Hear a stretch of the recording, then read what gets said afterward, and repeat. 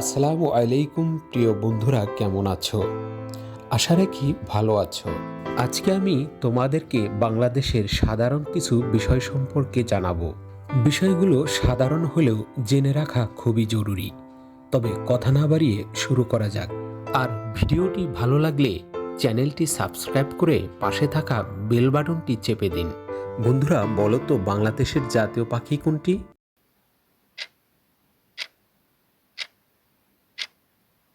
বাংলাদেশের জাতীয় পাখি হলো দোয়েল।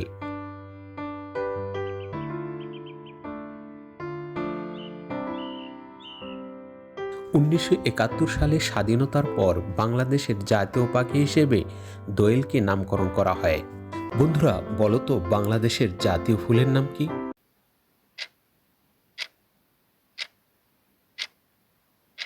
বাংলাদেশের জাতীয় ফুল হলো শাপলা ফুল।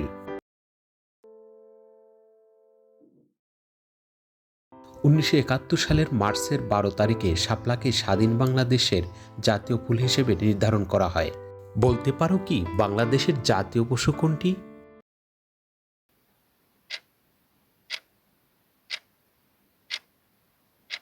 বাংলাদেশের জাতীয় পশু হলো রয়্যাল বেঙ্গল টাইগার। প্রথমে বাংলাদেশের জাতীয় পশু ছিল সিংহ। পরবর্তীতে সিংহকে সরিয়ে 1973 সালে বাঘকে জাতীয় পশু করা হয়। বন্ধুরা, জানো কি বাংলাদেশের জাতীয় ফলের নাম কি?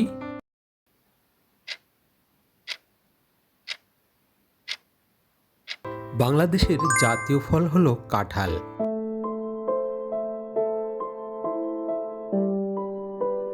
বাংলাদেশ স্বাধীনতা লাভের পরই কাঁঠালকে জাতীয় ফল হিসেবে ঘোষণা করা হয়।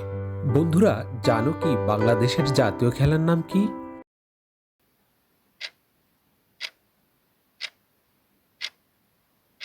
বাংলাদেশের জাতীয় খেলা হলো কাবাডি।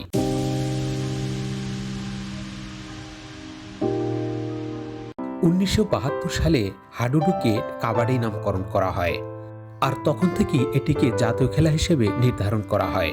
বন্ধুরা, জানো কি বাংলাদেশের জাতীয় কবির নাম কি?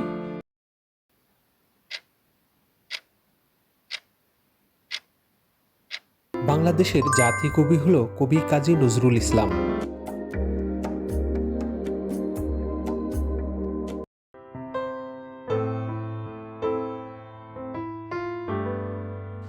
বন্ধুরা, বলতে পারো কি বাংলাদেশের জাতীয় মাছ কোনটি?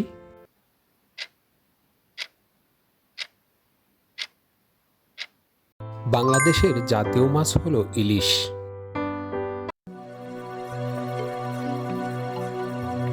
1972 সালে সদ্য স্বাধীন দেশের জাতীয় মাছ হিসেবে ইলিশকে নির্বাচন করা হয়।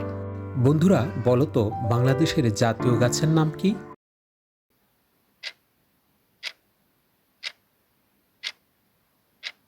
বাংলাদেশের জাতীয় গাছ হলো আম গাছ।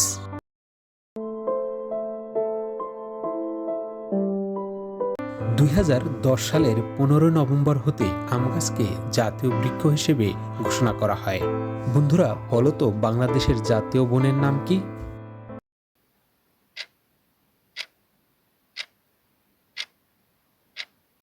বাংলাদেশের জাতীয় বন হলো সুন্দরবন। 1878 সালে সমগ্র সুন্দরবন এলাকাকে সংরক্ষিত স্থান হিসেবে ঘোষণা করা হয়।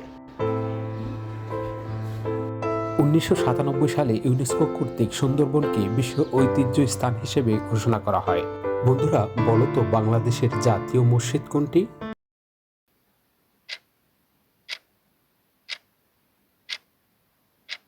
বাংলাদেশের জাতীয় মসজিদ হলো বাইতুল মোকাররম মসজিদ। বাংলাদেশের স্বাধীনতা পরবর্তী সময়ে বাইতুল মোকাররম মসজিদকে জাতীয় মসজিদ হিসেবে ঘোষণা করা হয়।